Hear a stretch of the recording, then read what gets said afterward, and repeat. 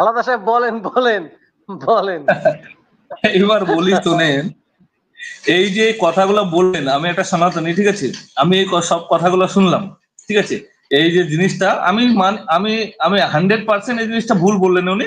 আর যে বই থেকে বলেছেন ওই বইটাকে তো আমি আমি তো বললাম যে ও আনাপ সানাপ বই থেকে বলছেন, এরকম অনেক বই আছে লেখা, ঠিক আছে, এটাও আমি জানি, ঠিক আছে, কিন্তু আমি একটা জিনিস লক্ষ্য করে দেখেছি, একটা ইসলামের বিষয়ে যদি এতক্ষণ এইসব কথা যদি মোহাম্মদের বিষয়ে আমরা বলি না, এতক্ষণ আমাদের গলা এখান থেকে উড়ে যেত।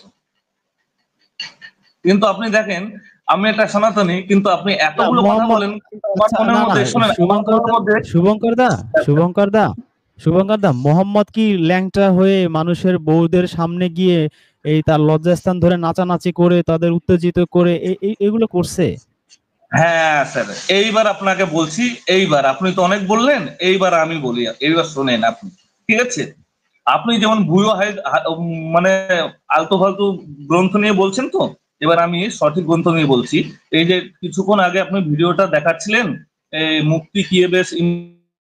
আচ্ছা শুভঙ্কর দা, আমি খুব সরি, আপনি টু দা পয়েন্ট কথা বলতে পারছেন না। আপনাকে আমি প্রশ্ন করেছি মোহাম্মদ কি এই যা আমরা শুনলাম এই টাইপের কোনো কাজ করেছেন? আপনি বলবেন হ্যাঁ করেছেন অথবা করেননি। আপনি সেটা না বলে আপনি মুফতি ইমরান ওদিক সেদিক দৌড়াদৌড়ি করছেন। এভাবে হলে তো ভাই আলোচনা জমবে না।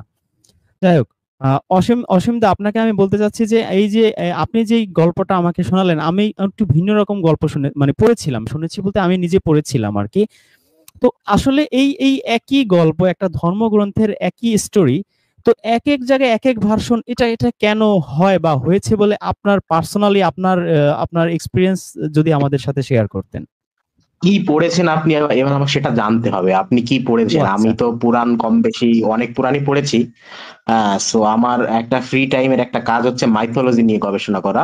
সরি, গবেষণা আচ্ছা বলা আচ্ছা ভুল, আমি কোনো গবেষক আচ্ছা, নই। যাই হোক, তবে মানে আপনি এটা এতটুকু তো জানাশোনা আর বুঝতে কি। পেরেছেন যে আপনি এতটুকু তো বুঝতে পেরেছেন যে একই এই শিবলিঙ্গ পূজাটার যে ইতিহাস বা প্রবর্তনটা, এটা ৩-৪টা ভার্সন আছে।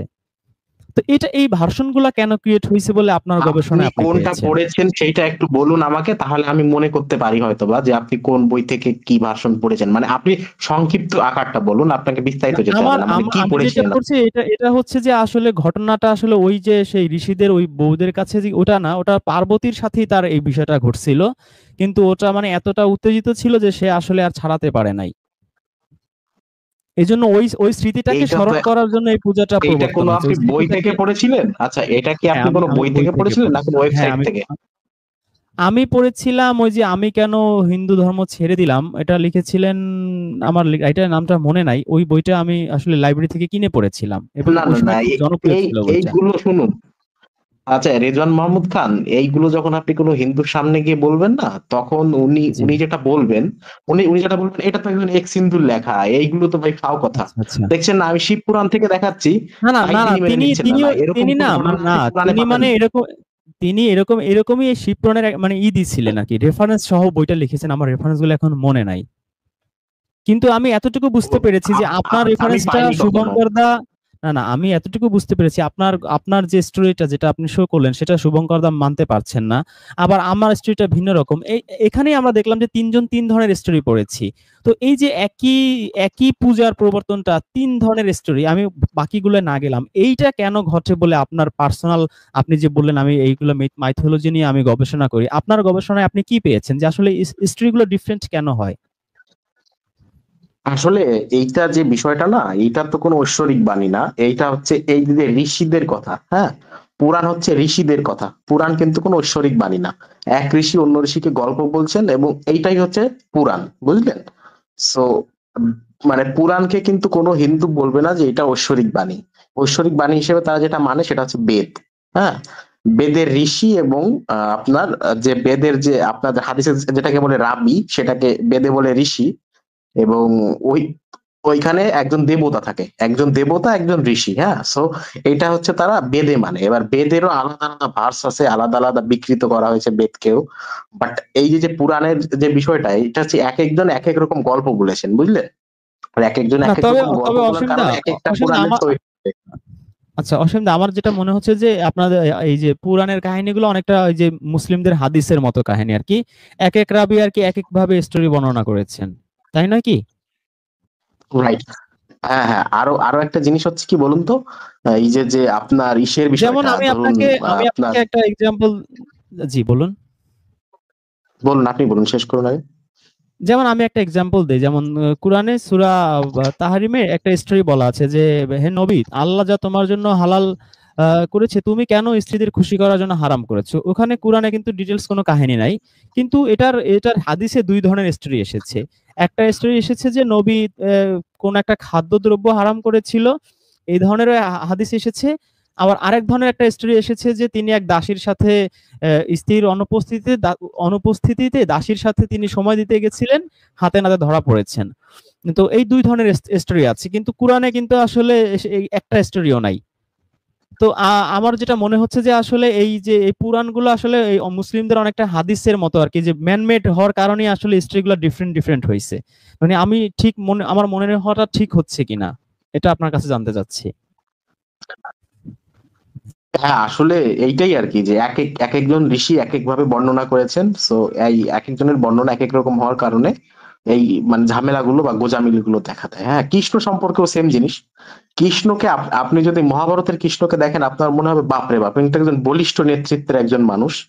হ্যাঁ, সো এনাকে আমি আমি যদি মানে বলি যে ধরুন গ্রেট আপনি ফাইটার, যদি গ্রেট জীবন ফাইটার, হ্যাঁ, গ্রেট ফাইটার, গ্রেট ওয়ারিয়ার, হ্যাঁ, গ্রেট গ্রেট একজন লিডার, মানুষ। লিডার আবার অলসো। সেম হ্যাঁ, কৃষ্ণকে হ্যাঁ, গ্রেট লিডার অলসো। বাট আপনি সেম কৃষ্ণকে যখন ভগবত পুরাণে পড়বেন আপনার মনে হয়, এই বেটা তো লুচ্চা, এই বেটা 16,000 বিয়ে করতো, এই বেটা মানে মেয়েদের জামা কাপড় নিয়ে মানে গাছে টানিয়ে রাখতো, এই বেটা তো বিশাল লুচ্চা লোক। হ্যাঁ, সো এইটাই আর কি বিষয় যে আপনি যখন পুরাণের ইকে পড়বেন, কৃষ্ণকে পড়বেন, তখন মনে হবে এই শালা হচ্ছে লুচ্চা। আর যখন আপনি আপনি মহাভারতের বা গীতার কৃষ্ণকে দেখবেন, স্পেসিফিকলি যদি আমি বলি গীতার কৃষ্ণকে দেখবেন, তখন মনে হবে যে বাপরে বাপ, ইনি তো একজন বিশাল ওয়ারিয়ার, বিশাল একজন মানে আপনার ব্যক্তিত্ব সম্পন্ন লোক। এবং উনি কিন্তু মানুষকে মানে আমি যদি পার্সোনালি বলি, আমি যতগুলো ধর্মগ্রন্থ পড়েছি আজ অব্দি, আমি কিন্তু বেদ পড়েছি, রামায়ণ পড়েছি,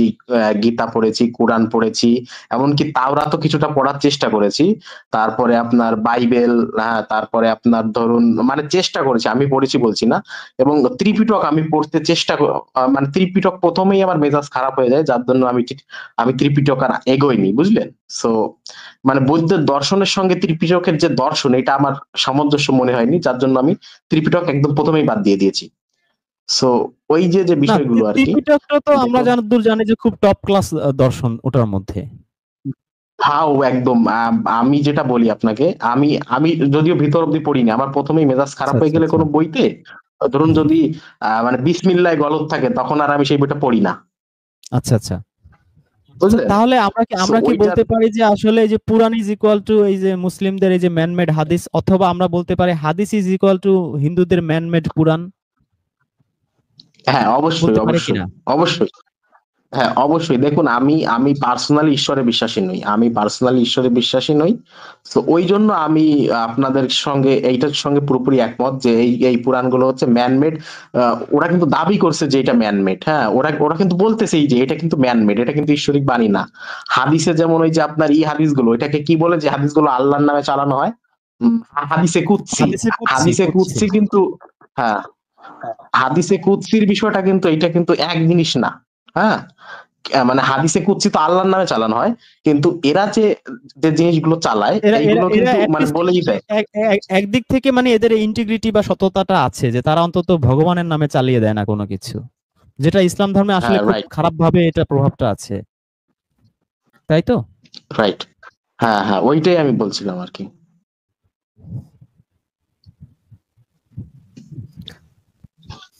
জি, আর আসলে শুভঙ্কর। এইটাই জি। বিষয়টা। আর আর আর যদি আপনি কখনো গীতা পড়েছেন রেজওয়ান সাহেব? আপনাকে আমি পার্সোনাল কোয়েশ্চেনটা করি। না, আমি আপনাকে যেটা বলেছি আরকি, আমি ওই যে ওয়ারিয়র লিডার এই টাইপের ক্যারেক্টারটাই আমি পেয়েছি। কিন্তু যে এই যে ওয়াজ মাহফিলে শুনেছি যে ওই আপনি যে ক্যারেক্টারটা বললেন ওইটা। তো ২ টা আমার মাঝে, মাঝে রাইট। কনফিউজড হতাম। কি ব্যাপার, ঘটনা কি? স্ত্রী ২ টা কেন? কিন্তু আজকে আপনার সাথে পরিচিত হয়ে আসলে আমার ভালো একটা জিনিস শিখলাম যে আসলে ম্যান মেড হওয়ার কারণে এই কাহিনীগুলা ঘটছে আরকি। একেকজন একেকভাবে স্টোরি বলছে। এবং যেকোনো হ্যাঁ, হাদিস এবার যেমন এবার নবীর নামে না চালালে বা আল্লাহর নামে না চালালে এটা মার্কেটে চলে না। ঠিক তেমনি যে কোনো পুরাণের স্টোরি গুলা এগুলা আসলে এইভাবে ধর্মগ্রন্থ আকারে না চালালে আসলে মার্কেটে চলতো না, দেখি তারা এইভাবে চালিয়েছে, যে মুনিরা রাইট বলে রাইট, গেছে, দেখুন। ঋষিরা বলে গেছে। জি জি জি, বলুন। আচ্ছা দেখুন, আপনি ধরুন একটা জিনিস সৃষ্টি করলেন, হ্যাঁ, যেমন আমি যদি আপনাকে স্পেসিফিকলি বলি, আহ, ভগবত মহাপুরাণ, এইটা যে 18খানা পুরাণ রয়েছে তার মধ্যে 4খানা রয়েছে মহাপুরাণ। এই মহাপুরাণের মধ্যে সব থেকে যেটা গ্রহণযোগ্য, যেমন আপনাদের এই যে যে বুখারি হাদিসের মতো সেরকম একটা গ্রন্থ হচ্ছে ভগবত মহাপুরাণ, হিন্দুদের কাছে গ্রহণযোগ্য। এবং যারা ইস্কনি বা যারা ইস্কনের যারা অনুসারী বা ইস্কনের যারা বৈষ্ণব, তাদের কাছে কিন্তু পঞ্চম বেদ হিসেবে এইটাকে আর কি করা হয়। মানে পঞ্চম বেদ মানে বেদের পরে সব থেকে গ্রহণযোগ্য কিতাব হিসেবে এটাকে তারা গ্রহণ করে, সেটার নাম হচ্ছে শ্রীমৎ ভাগবত মহাপুরাণ। এই শ্রীমৎ ভাগবত মহাপুরাণে এমন এমন অশ্লীল কাহিনী আছে, এটা আপনি বটতলার চটি বইতেও পাবেন না। যেমন কি ঈশ্বর একটা জিনিস সৃষ্টি করলো, মানে ঈশ্বর বলতে সেখানে ব্রহ্মাকে বোঝানো হচ্ছে। মানে বেদ ছাড়া অন্য কোনো ধর্মগ্রন্থে পার্টিকুলারলি সেইভাবে ঈশ্বরের কোনো আমি অস্তিত্ব মানে মানে ডিরেক্ট ঈশ্বরের সঙ্গে যে কানেকশনটা, সেটা বেদ ছাড়া আপনি অন্য কোনো গ্রন্থে আমি অন্তত পাইনি। মানে ঈশ্বরের নাম করে, হ্যাঁ, যেমন আপনাদের মানে হাদিসে মোহাম্মদ বলল সেরকমই এই যে যে ভগবত পুরাণে এই দেবতারা কি করছে এইটার হচ্ছে এইটা আছে, হ্যাঁ। সো এখানে এরকম একটা মানে ঘটনা রয়েছে যে ব্রহ্মা একবার কি করলো, অসুর সৃষ্টি করলো, বুঝলেন, অসুর সৃষ্টি করলো। অসুররা অত্যন্ত কামপীড়িত হয়ে গেল, মানে কামপীড়িত মানে ওরা সিডিউস হয়ে গেছে সেক্সুয়ালি। হ্যাঁ, সেক্সুয়ালি সিডিউস হয়ে কি করলো এবার, মানে কুল কিনারা না পেয়ে ব্রহ্মার গাড় মারতে এলো। এইটা হচ্ছে মানে ধর্মগ্রন্থের কথা। এইটা আপনি কিভাবে দেখেন? আমি অহল্যার ঘটনাটা পড়েছি। অহল্যার ঘটনাটা কি আপনি পড়েছিলেন? হ্যাঁ, অহল্যার ঘটনা কি, এই যে যে ইন্দ্র আর অহল্যা, ইন্দ্র তো দেবরাজ একটা টপ ইন্দ্র, হ্যাঁ। ক্লাসের লুচ্চা হিসেবে দেখানো হয় পুরাণে, আবার ইন্দ্রকে সে তো কিন্তু সে তো দেব একজন সে তো গ্রেট দেবরাজ ওয়ারিয়ার। ইন্দ্র, সে তো দেবরাজ ইন্দ্র। হ্যাঁ, অহল্যাকে ধর্ষণ করেছিল তো স্বর্গের রাজা দেব, মানে দেবরাজ ইন্দ্র। তার তার তার আর কি তার গুরুদেবের স্ত্রী ছিল অহল্যা। সে অত্যন্ত রূপবান এবং সুন্দরী ছিল। এবার ইন্দ্র কি করলো, যে আপনার তার একদিন তার ওই যে মানে গোসল করে গুরুদেবের আসছিল, স্ত্রীকে দেখে, গোসল গোসল হ্যাঁ করে হ্যাঁ, আসছিল। গোসল করে আসছিল। হ্যাঁ, তো তাকে দেখে লোভ সামলাতে পারলো না। So, সে তার স্বামীর রূপ ধরে তার সঙ্গে সহবাস করে এবং মাঝ পথে এসে দুইজন টের পেয়ে যায়, মানে ওই অহল্যা টের পেয়ে যায় এ আসলে আমার স্বামী না, আসলে ইন্দ্র। তখন আর কি এই মানে তখন আর থামারও কোনো মানে পরিস্থিতি ছিল না, তখন তারা সঙ্গমটা চালিয়ে যায় এবং পরবর্তীতে গৌতম ঋষি তাকে অভিশাপ দেয় যে তুমি পাথর হয়ে যাও, এবং ইন্দ্রকে অভিশাপ দেয় তোমার শরীরে লক্ষ যোনির সৃষ্টি হোক। হ্যাঁ, কিছু বলবেন আপনি মাঝখানে? না না, আমি এটাই পড়েছি, মানে এক্সাক্ট সেম কাহিনীটা আমি পড়েছি। হ্যাঁ, সো এই যে যে এইগুলো তো ভাই মানে কি বলবো। এবার আপনি যদি ইসের ফিলোসফিক্যাল দিক থেকে দেখেন, আমার কাছে আমি যতগুলো ধর্মগ্রন্থ পড়েছি, আমার কাছে সব থেকে ফিলোসফিক্যাল মনে হয়েছে গীতাকে, হ্যাঁ। সো গীতার মধ্যে আপনি কিছু তেমন ভুল আপনি ধরতে পারবেন না। ধরুন কিছু কিছু বৈজ্ঞানিক ভুল আপনি বলতে পারেন, যেমন কি এক জায়গায় লেখা আছে যে আহ, বায়ুশূন্য স্থানে প্রদীপ শিখা যেমন কম্পিত হয় না, সেরকম কম্পিত না হয়ে আহ, মানে এবার আপনি বলতে পারেন যে বায়ুশূন্য স্থানে প্রদীপ জ্বলে কি করে, প্রদীপ জ্বলার জন্য তো বায়ুর দরকার, বা প্রদীপ বা আগুন জ্বলার জন্য তো বায়ুর দরকার। সো এই যে যে বায়ুটা তুমি পাবে কোথায় যদি ইটা না হয়, মানে আগুন আগুন জ্বালানোর জন্য তুমি যদি বায়ু না থাকে তাহলে তুমি আগুন জ্বালানোর জন্য পাবে কোথায়? কিন্তু ভাই ওই সময় আপনি চিন্তা করে দেখুন, তখন কিন্তু মানুষের এতটাও আসলে এইগুলো তো মূলত মানুষেরই লেখা। সো আসলে ওইখানে কিন্তু স্বীকার করা আছে মানে গীতা কিন্তু শ্রীকৃষ্ণের বাণী, হ্যাঁ, এবং লিখেছেন কি বেদব্যাস। এটা এটা কিন্তু ঈশ্বরের বাণী না, হ্যাঁ, এটা কিন্তু বলা আছে রেজওয়ান সাহেব, আপনি যদি জানেন আর কি। সো ওই ওই সময়ের মানুষের মানে চিন্তা করার ক্ষেত্র তো অতটা ছিল না। ওনারা বুঝিয়েছেন বায়ুশূন্য স্থান বলতে যেখানে বায়ু চলাচল কম। এরকম দুই একটা ভুল আপনি পাবেন, এছাড়া কোনো বৈজ্ঞানিক ভুল কিন্তু আপনি পাবেন না। এবং সেখানে কিন্তু যে বিষয়টা বলা আছে যুদ্ধের জন্য অর্জুনকে সে বারবার বলছে যে তুমি যুদ্ধ করো, ওয়ারিয়ার হও, হ্যাঁ, লিডারশিপটা নাও, বা তুমি যদি বাঁচতে চাও তাহলে তোমাকে যে লড়াইটা করতে হবে সেটার বিষয়ে কিন্তু কৃষ্ণ ওখানে বোঝাচ্ছেন। সো এইটা আমার কাছে মনে হয়েছে যে না, এটা আমার কাছে ফিলোসফিক্যাল দিক থেকে অনেকটা মহত্বপূর্ণ মনে হয়েছে। যদি আপনি হিন্দু ধর্মের কোনো গ্রন্থ পড়তে চান, আমি মনে করি যে মানে দর্শকদের ক্ষেত্রেও গীতাটা পড়া উচিত, অর্থ সহ না বুঝে, না বুঝে পড়া আমিও উচিত না। আপনার সাথে পুরোপুরি একমত, কিন্তু আমার প্রশ্ন হচ্ছে যে আপনি যে স্টোরিগুলো বললেন বা আমরা যেগুলো জানি, হ্যাঁ হতে পারে কিছু কিছু চেঞ্জ, বা কিন্তু ওভারঅল যতগুলো স্টোরি আছে একেবারে সে সরস্বতী, ব্রহ্মা, দেবরাজ ইন্দ্র, অহল্যা, কৃষ্ণ, শিব, এভরিওয়ান, এই স্টোরিগুলো তো ফ্যামিলিতে পড়া হয় বা অনেক সময় বলা হয় বা মন্দিরে বা বিভিন্ন জলসায় এগুলো বলা হয়। তো এক্ষেত্রে ফ্যামিলিগত ভাবে তারা মানে এই স্টোরিগুলো শোনার পর ধর্মের প্রতি তাদের ভক্তিটা কি বাড়ে, না একটু মনে হয় যে কখনো কখনো তারা একটু দোটানায় পড়ে যায় যে আসলে কি হচ্ছে, মানে এরা রিলিজিয়াস, এরা কি কি করে গেল এগুলো, মানে হোয়াট ইজ দিস, এরকম কোনো সংশয় বা এরকম কোনো চিন্তা মানে জেনারেলি সাধারণ হিন্দুদের মাথায় আসে কিনা, নাকি এটার এমন কোনো কিছু আছে যেগুলোর কারণে আসলে তারা এগুলাকে খুব পজিটিভলি নেয়?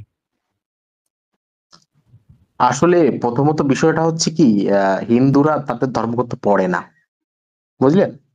কোনো না, আপনি আমি তো স্টোরির কথা 90% বলছি, স্টোরিগুলো তো তারা জানে বা শোনে, শোনার পর কি এদের সম্পর্কে তাদের মানে ধারণাটা কি পজিটিভ হয় না নেগেটিভ হয়, নাকি এটা তারা কিছু মনেই করে না? যদি কিছু মনেই না করে সেক্ষেত্রে কোন বিষয়টা ইম্প্যাক্ট ফেলে? আচ্ছা, আপনার প্রশ্নটা আমি ভালোভাবে বুঝতে পারিনি, প্রশ্নটা একটু আরেকবার করুন।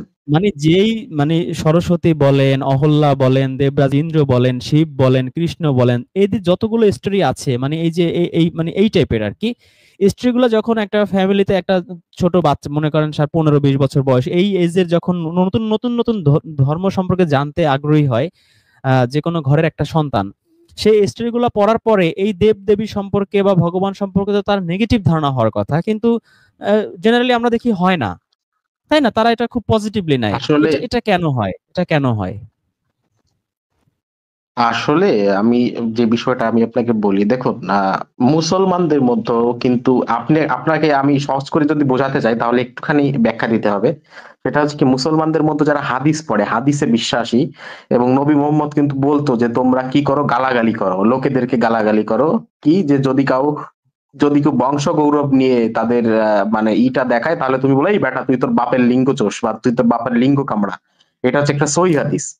হ্যাঁ, তো না, না, সো না, এই না, না, হাদিস না, পড়ার না, পরেও কিন্তু অসীমদা আমি বলি, মানে তুলনা যদি করি, মানে মানে কম্পেয়ার টু মানে হিন্দু রিলিজিয়ন, ইসলাম ধর্মের সর্বোচ্চ 5% এই টাইপের হবে, বা এর চেয়ে বেশি খোলামেলা না, হয়তো দুই একটা গালিগালাজ বা নবীর এতটা বউ ছিল, 6 বছরের বাচ্চা বিয়ে করছে, এই টাইপের আর কি হাদিসে আছে। কিন্তু এইরকম ওপেন নেকেডলি এত এই স্ত্রী গুলো কিন্তু আসলে ইসলাম ধর্মে সেইভাবে নাই, এটা তো আপনি নিশ্চয়ই জানেন। আসলে আসলে আমি আমি ওইটা আপনাকে একটুখানি ব্যাখ্যা দিলে আপনার এই প্রশ্নটা থাকতো না, আমি যতটা মনে করি। আচ্ছা, আচ্ছা, জি জি বলুন। সো এই যে মানে বিষয়গুলো, যে তারা যখন ধর্মান্ধ হয়, হ্যাঁ, ধর্মান্ধ হয়ে তখন তারা এইগুলো যখন পড়েও, ধরুন একটা বাচ্চা কিন্তু কোনোদিন এইটা পড়তে যায় না। আমি আমি কিন্তু যখন এই আমার একটা ইন্টারেস্ট থেকে আমি পড়েছি, আমার কিন্তু বাড়ির কেউ পড়ায়নি যে তুমি এটা পড়ো বা তুমি এটা জানো, এই জন্য কিন্তু আমি পড়িনি। হ্যাঁ, আমি এটা পড়েছি কি আমার কৌতূহলের জায়গা থেকে। এবার আমার মতো কৌতূহলী কজন আছে এবং কজন এটাকে নিরপেক্ষভাবে জাজ করতে পারে, সেটার একটা বিষয় আছে। হ্যাঁ, এবার নিরপেক্ষভাবে যারা জাজ করতে পারে তাদের এটার বিষয়ে ধর্মের একটাই হবে। এবার যারা ধর্মগুরুরা পড়ে তারা কি করে, তারা এটা নিয়ে ধর্ম ব্যবসা করবে। হ্যাঁ, ধর্ম ব্যবসা করার জন্য যতটা গোজামিল, টেনা, টুপি যতটা দেওয়া যায় ততটা তারা দিয়ে তারপরে এইগুলো আর কি মানুষের সামনে উপস্থাপন করে। যেমন আমি যদি আপনাকে একটা উদাহরণস্বরূপ বলি, আমি একজন গুরুদেবের একটা শুনছিলাম আর কি, কৃষ্ণের রাসলীলা সম্পর্কে। এবার কৃষ্ণের রাসলীলা বিষয়টা কি, আহ শ্রীমৎ ভগবত পুরাণের স্কন্ধ 10 অধ্যায় সম্ভবত, আমি শিওর না, 34 এরকম হবে। স্কন্ধ 10 এটা আমি শিওর। এবার অধ্যায় হচ্ছে, যাই হোক আমি শিওরলি বলতে পারছি না, আপাতত মনে নেই, তবে আমার সব ওয়েবসাইটে সব আমার সাজানো আছে, আমি যে কোনো সময় যদি কেউ রেফারেন্স চায় আমি দিয়ে দেবো, অসুবিধা নেই। সো এই যে কৃষ্ণ কি করে, যে তার অনেকগুলো সখী নিয়ে রতিক্রিয়া শুরু করে, মানে কি গ্রুপ সেক্স। হ্যাঁ, গ্রুপ সেক্সটা কি, এবার তার তার যে সখীরা আছে তাদের সবাইকে ডাকে, হ্যাঁ, ডেকে তাদের কারো কারো স্তনে একটা মানে চিপ দেয়, কারো কারো লিপ কিস করে, কারো কারো পান চিবিয়ে গালের মধ্যে ঢোকায় দেয়। হ্যাঁ, এরকম ভাবে ১০-১২ জন সখীর সাথে সে সে রাতের বেলা এই কাজটা করে, এটাকে বলা হয় রাসলীলা। এটা হচ্ছে ধর্মগ্রন্থ ওটা কি অনুযায়ী। আমি ওটা গোপী গোপী ওদেরকে গোপী বলে ডাকা হয় তাই তো? যেটা ওই যে হ্যাঁ, হ্যাঁ, শুভঙ্কর দা বলতে চাইছিলেন যে ওটা বউ না, ওটা গোপী। হ্যাঁ, গোপী। এবার উনি উনি যে ১৬,১০৮টার কথা বললো না, ওইটার আমি ব্যাখ্যা দিচ্ছি পরে। কিন্তু এই যে গোপীদের এরা কিন্তু ভাই আবার আরেকজনের বউ, বুঝলেন তো? এরা কিন্তু যে না অবিবাহিত, বিষয়টা কিন্তু এমন না। এরা কিন্তু আরেকজনের বউ। কৃষ্ণ কিন্তু এদের বিয়ে করেনি, কখনোই বিয়ে করেনি। হ্যাঁ, সো এরা ছিল কৃষ্ণের গার্লফ্রেন্ড, বা বলতে পারেন যে এক্সটার্নাল অ্যাফেয়ারের গার্লফ্রেন্ড। কারণ ওই গোপীদের কিন্তু আগের থেকে স্বামী ছিল। হ্যাঁ, এই যে মানে মানুষের মানে চটি গল্পর অনুযায়ী যেটা আর কি, মানে একদম কি বলবো আর। হ্যাঁ, সো কৃষ্ণ কি করতো, তাদেরকে ডেকে নিয়ে এই ধরনের কাজগুলো করতে। এবার ধর্মগুরুরা কিভাবে দেখায় দেখো, কৃষ্ণ হচ্ছে প্রেমের দেবতা, তিনি প্রেম বিলিয়ে দিয়েছেন। হ্যাঁ, তিনি মানুষের মাঝে প্রেমের প্রতিষ্ঠা করার জন্য তার সৃষ্টির সঙ্গে কিভাবে রঙ্গলীলা করেছেন, এইটা দেখো। তিনি হচ্ছেন সৃষ্টিকর্তা, কৃষ্ণ সৃষ্টিকর্তা, মানে সৃষ্টিকর্তা করলে কোনো দোষ নাই। হ্যাঁ, সৃষ্টিকর্তা তার সৃষ্টির সঙ্গে প্রেম করেছেন, এতে খারাপ কি আছে? তারা এইভাবে এটাকে গোঁজামিল দেয় এবং এটাকে আরো জাস্টিফাই করার চেষ্টা করে। না, শ্রী চৈতন্য দেবও তো এই কৃষ্ণের প্রেমে বিলিয়ে গেছেন এবং এটা খুব জনপ্রিয় হয়েছিল। তো তাহলে কি তিনি এই এই আচ্ছা, বিষয়টাকে শ্রী এই এই চৈতন্য, দার্শনিক রূপেই তিনি তাহলে প্রচারটা করেছিলেন, তাই না? না, না, না, না, না, না, এইটা পুরোপুরি ভুল কথা। আপনি যদি চৈতন্য চরিতামৃত পড়েন তাহলে এইটার আপনি বুঝতে পারবেন আসলে কি হয়েছে। দেখুন, আপনি যখন একটা ধর্মান্ধ সমাজ, যে যে সমাজে এতটা রেডিক্যাল সমাজ, যেখানে মানুষের স্বামী মারা গেলে তাকে পুড়িয়ে দেওয়া হচ্ছে, মানুষের স্বামী মারা গেলে তাকে পুড়িয়ে দেওয়া হচ্ছে, মানুষের মানে মানে এতটা রেডিক্যাল যে কেউ মানে যদি কোনো শূদ্র কোনো কুয়োর থেকে জল খেয়ে নিচ্ছে, তাকে একদম কানে সীসা ঢেলে হত্যা করা হচ্ছে। যদি কোনো শূদ্র বই পড়ছে, তার এক কান দিয়ে গরম শলাকা ঢুকিয়ে অন্য কান দিয়ে বের করে দেওয়া হচ্ছে। মানে উত্তপ্ত লোহা বলতে, মানে গরম শলাকা বলতে উত্তপ্ত লোহা, লোহার রড যেটাকে বলে। সো এরকম একটা সমাজে দাঁড়িয়ে সে সে যদি বলে যে আমি নতুন একটা পথের প্রবর্তন করেছি, আসো আমার সঙ্গে সবাই করো, তখন তার পিছে কিন্তু বেশি লোক পাবে না। হ্যাঁ, যেটাই হাদিসের অনুযায়ী আপনি দেখবেন। আচ্ছা, আমাকে কি শোনা যায় রেজন সাহেব? জি, জি, জি। হ্যাঁ, মানে আমি যতটা মানে মানে বোঝাতে পারছি কিনা জানি না। তবে মানে কৃষ্ণ যেটা করেছেন সেটা হচ্ছে উনি মানে শ্রী চৈতন্য দেব যেটা করেছেন, যে মানুষের মাঝে কৃষ্ণ প্রেমের একটা ভাবামৃত নিয়ে এসে, হ্যাঁ, সেই ভাবামৃতের মাধ্যমে মানুষের মধ্যে জাত ভেদ, বর্ণভেদ এবং সমাজের যে সমস্ত কুসংস্কার ছিল তৎকালীন সময়ে, সেইগুলোকে সেইগুলোকে দূর করার উনি একটা।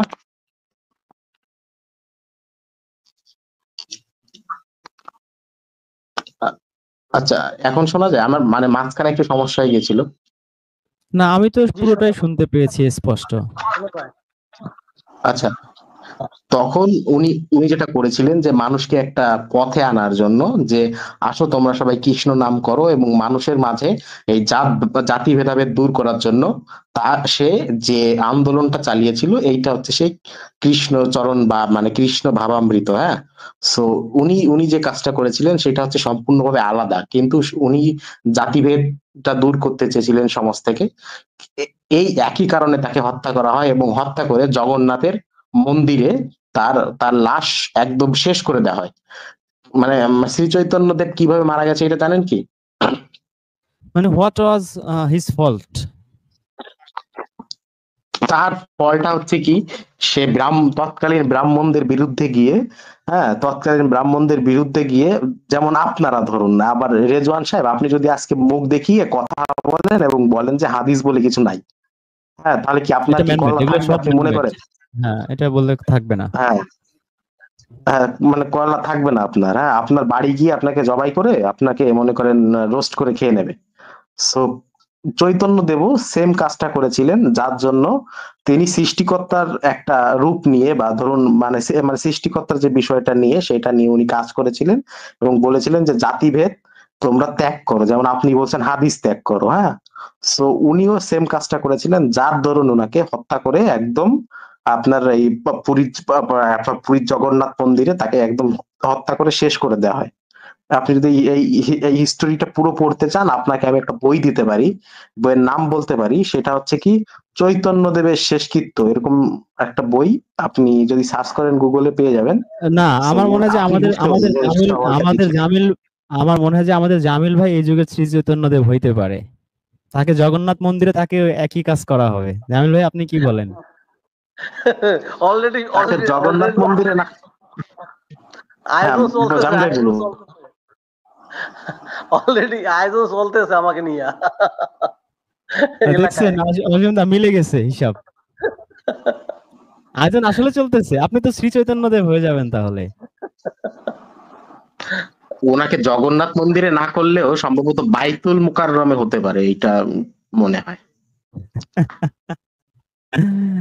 আল্লাহ।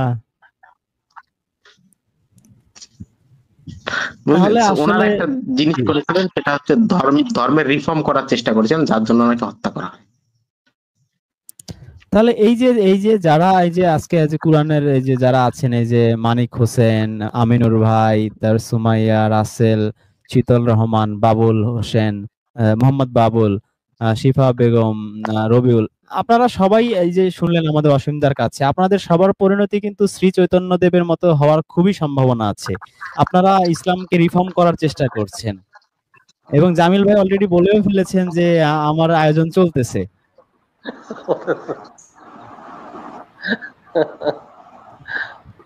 নাকি? আল্লাহ বসা, হাসবি আল্লাহ, আল্লাহ হেফাজত করবে। তো তো জামিল ভাই, আপনি আপনি কোরআন পড়ে আপনি কি কোরআনে এমন এই যে হাদিসে যে ধরনের অশ্লীলতা আছে, তো আপনি কোরআনে কি এরকম কোন অশ্লীলতা খুঁজে পেয়েছেন কিনা? কখনোই না। আল্লাহর যে নাজিলকৃত কোরআন, আল্লাহ যে কোরআন আমাদেরকে তার রাসূলের মাধ্যমে দিয়েছে, এর মতো মাধুর্যপূর্ণ এবং সুসংহত এবং এই রকমের একটা ন্যায়পরায়ণতা কোরআন যখন আমরা পড়ি, এর ভিতরে কোনো বৈপরীত্য নাই, কোনো মানুষের প্রতি হানাহানি নাই, হিংসা বিদ্বেষ নাই। এখানে শুধু আল্লাহর বিধান, এই বিধান যারা মানবে শুধু শান্তি, ইহকালীন শান্তি, পরকালীন শান্তি। শুধু এখানে কোনো একদম স্পষ্ট ক্রিস্টাল ক্লিয়ার। এটা বোঝার জন্য কোনো হাদিস লাগে না, কোনো মানবরচিত কিছু লাগে না। এটা নিজেই নিজে ব্যাখ্যাকৃত। এখানে কোনো আচ্ছা জামিল বৈপরীত্য ভাই, নাই, কোনো আপনি এত সময় যে অসীমদা খুব সুন্দর করে শ্রীকৃষ্ণের দুটো ঘটনা, মানে দু টাইপের দুটো স্টোরি আমাদের শোনালেন।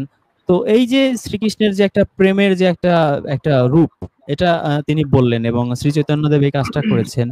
তো আপনি কি সূরা ইউসুফ যে পড়েছেন নিশ্চয়ই, তো সেখানে ইউসুফ নবীর যেই যেই একটা ভালোবাসার যে রূপটা প্রকাশ করা হয়েছে, কিন্তু সেখানে কিন্তু একটু উল্টা ভাবে, কারণ তিনি তাকে যে একটা মেয়ে ভালোবেসেছিল, তিনি সেই মেয়েটার যে ভালোবাসাটাকে সাড়া দেওয়ার চেয়ে জেল কারাবরণ করাটাকে বেশি বেশি মানে মহৎ বলে উত্তম, তিনি মনে উত্তম। করেছেন। তাহলে কোরআন কি আসলে আমাদের কি দারুণ একটা কিছু শিক্ষা দেয়? এটা এটা কি আপনি এই কথার সাথে একমত কিনা? একমত না, একদম 100% একমত যে আমাদের এমন জিনিস শিখাতেছে যে এটা যে না পড়ে সে বুঝবে না। আমি তো যত পড়ি অত মজা পাই। আমি তো প্রতিদিন 7-8 ঘন্টা করে পড়ি। ও আমি এত পরিমাণে মজা পাই যা বলার মতো না। আমি প্রতিদিন পড়তেই থাকি। আপনাদের লাইভে থাকি, তারপর আমার নিচে কিন্তু কোরআন, আমি কিন্তু পড়তে আছি। আমি কিন্তু সবসময় পড়তে আচ্ছা, থাকি, সব সময় পড়তে থাকি। তো তাহলে এই একদম জি বলেন। নবীর জুলেখা নিয়ে যে এই যে মোল্লারা যে বিভিন্ন রঙ্গ রসের যে বিভিন্ন গল্প কাহিনী বানিয়েছে ইউসুফ জুলেখার প্রেম কাহিনী নিয়ে, তো এই বিষয়টাকে আপনি কিভাবে দেখেন অ্যাকর্ডিং টু কোরআন? বা আপনি যখন কোরআনের পথে আসেন নাই, হাদিস বা মোল্লাদের এইসব রসাত্মক গল্প আপনি শুনেছেন, তো আপনি কি রোমাঞ্চিত হতেন, বা আপনি যখন আরো ইয়াং এজে ছিলেন আপনার কাছে কি একটু প্রেম প্রেম আসতো কিনা? তখন আমি ওই লাইনে ছিলাম। তখন তো মনে করতাম যে হ্যাঁ, ইউসুফ দুনিয়ায় তারা দাড়ি কাটবে না, এরা ইউসুফ জুলেখার বিয়ে খাইবে কিয়ামতের দিন। এক্স্যাক্টলি, আমিও ছোটবেলায় আমি হুজুরদের কাছে এটাই শুনছিলাম যখন মাদ্রাসায় আল্লাহ পড়তাম, ক্ষমা করুন। যে দাড়ি পোজ দিবি না, যদি একেবারে এই দাড়ি নিয়ে মরতে পারিস ইউসুফ জুলেখার সেই জান্নাতে যে বিয়ে হবে সেই বিয়ের দাওয়াত খাইতে পারবি। কিন্তু এখন তো বুঝতে পারি যে কোন বিয়ে খাবো, কোন বিয়ে খাবো। আল্লাহ তো এখন আল্লাহ বুঝাইতেছে যে কোন বিয়ে না, আপনি খাবো। কোরআন পড়ে কি আপনার কি মনে হয়েছে যে ইউসুফ নবী আসলে প্রেমে কখনোই সাড়া দিয়েছেন? না, কখনোই সাড়া দেয় নাই, কখনোই সে সাড়া দেয় নাই। উল্টো কারণ কি? সে কারণ হচ্ছে সে তো তার মাওলাকে, তার রবকে সে ভয় করছে। একমাত্র যে রব তাকে নবুয়ত দান করছে, রিসালাত দিয়েছে, রবকে সে ভয় করছে যে আমাকে তুমি তো কারাগার দিলো, আমি কারাগার বরণ করবো, কিন্তু আমি এই এই এই এই এই মিথ্যা অপবাদ আমি নেব না, আমি কারাগারই উত্তম মনে করি। কারাগার আমার মাওলা আমাকে কারাগারই দিক, সে কারাগারই চাই এনেছে। সেইখানে সে নিরাপদ বোধ করছে। যে তাই এটা আল্লাহর একটা পরীক্ষা, সে পরীক্ষা উত্তীর্ণ হয়েছে। তা এবং ইসুফ আলাইহিস সালাম সে নিজেকে ওইখান থেকে আড়াল করতে চাইছে। তো আমাদের ইসলাম কোরআন যেটা শিক্ষা দেয়, যে যে মানবতা, যে জ্ঞান, যে হেকমা যে শিক্ষা দেয়, সম্পূর্ণ একদম একদম ন্যায়পরায়ণ, একদম কোনো এর মধ্যে কোনো কোনো ঘোষামিল নেই। তো জামিল ভাই, এজন্য এই যে বর্তমান যে ইয়াং জেনারেশন বা নিউ জেনারেশন যারা আছে, তারা সূরা ইউসুফ থেকে এই যে ইউসুফ নবীর যে ক্যারেক্টারের যেই বর্ণনা আল্লাহ রাব্বুল আলামিন দিয়েছেন, যে তিনি প্রেমের ডাকে সাড়া না দিয়ে যিনি জেল কারাবরণ করেছেন, তো এই স্টোরিটার আলোকে আপনি যারা ইয়াং জেনারেশন, যারা আমাদের আজকে লাইভ শুনছেন, তাদেরকে আপনার পরামর্শ কি থাকবে?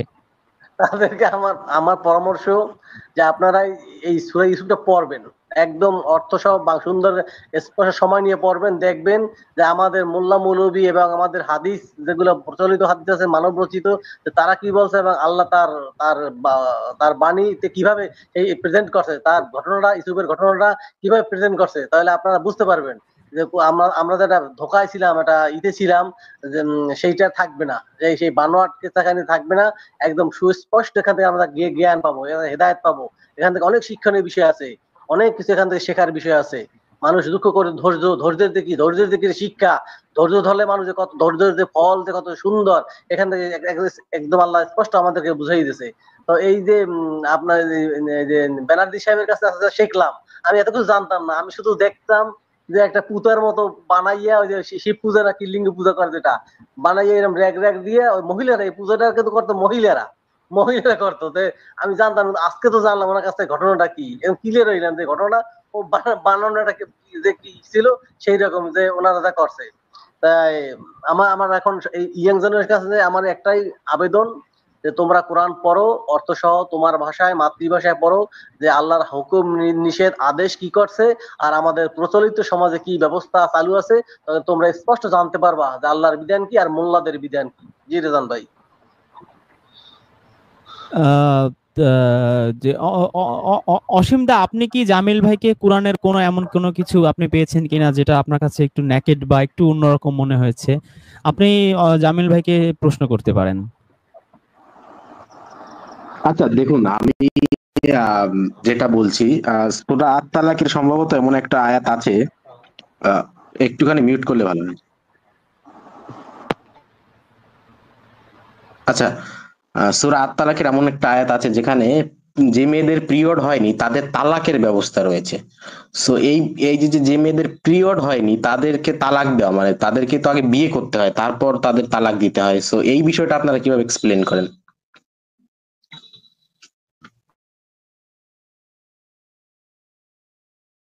আরেকবার বলেন। আচ্ছা, আমার আমার আমার কথা শোনা যায়? জি। আসলে কোরআনে আমার অনেক জায়গায় অসঙ্গতি মনে হয়েছে। তো আমি একটা, আপনি এক লাইনে উত্তর দিলে আমি বুঝে যাব, আমার বেশি বোঝাতে হবে না। সো প্রথমত যে আমি যে বিষয়টা বলি সেটা হচ্ছে যে আহ শিশু বিয়ে, মানে শিশু বিয়ে বলতে আমি যেটা বোঝাচ্ছি যে কোরআনে মেয়েদের বিয়ের সর্বনিম্ন বয়স কত হিসাবে জানা আছে, সেটা যদি একটু বলেন। এখানে আল্লাহ আল্লাহ ওইভাবে বিধানটা দেয় নাই যে এত বছর বয়স হইলে বিয়ে করতে হবে, এরকম বিধান দেয়। তবু তো যেহেতু আপনার ওই যে ঋতুর একটা ব্যাপার আছে, আল্লাহ বারবার বলছে ঋতুবতী। হ্যাঁ, তাই ঋতুবতী হইলে তো মানে ম্যাচিউরড হয়, তার মানে ঋতুবতী ম্যাচিউর হওয়ার পরে না জামিল ভাই, আপনি মানে ভুলে যাচ্ছেন, জ্ঞান ও বুদ্ধির পরিপক্কতার একটা কথা আল্লাহ বলেছেন। জ্ঞান ও বুদ্ধির পরিপক্কতা, এটা তো অন অ্যান এভারেজ 15-16 বছর আগে তো জ্ঞান বুদ্ধির পরিপক্কতা আসে না, আসে কি? না এ কারণে আমাদের কিন্তু আমরা এই যে আল্লাহ রাসূলের সাথে যে মা আয়েশার যে বিয়ের কাহিনী বলা হয়, 5 বছর, 6 বছর, 9 বছর, এগুলো এই জন্য আমাদের কাছে গাঁজাখুরি মনে হয়। কারণ অ্যাকর্ডিং টু কোরআন এটা কখনো সম্ভব নয়। কারণ একটা 5 বছর, 6 বছর বয়সের বাচ্চার কিন্তু জ্ঞান ও বুদ্ধির পরিপক্কতা আসে না অ্যাকর্ডিং টু কোরআন, তাই না জামিল ভাই? অবশ্যই অবশ্যই, এবং ঋতুর একটা ব্যাপার স্যাপার আছে। আচ্ছা হ্যাঁ, এই যে আয়াতটা এইখানে আমি আমি যদি একটু বলি, আর যাদের এই ইদ্যত হয়নি, যাদের ইদ্যতটা হয়নি তাদের জন্য যে এই বিষয়টা রয়েছে, যে যারা এটা একটু পড়বেন, আমি খুব ছোট দেখতে পাচ্ছি, আসলে এটাই সমস্যা।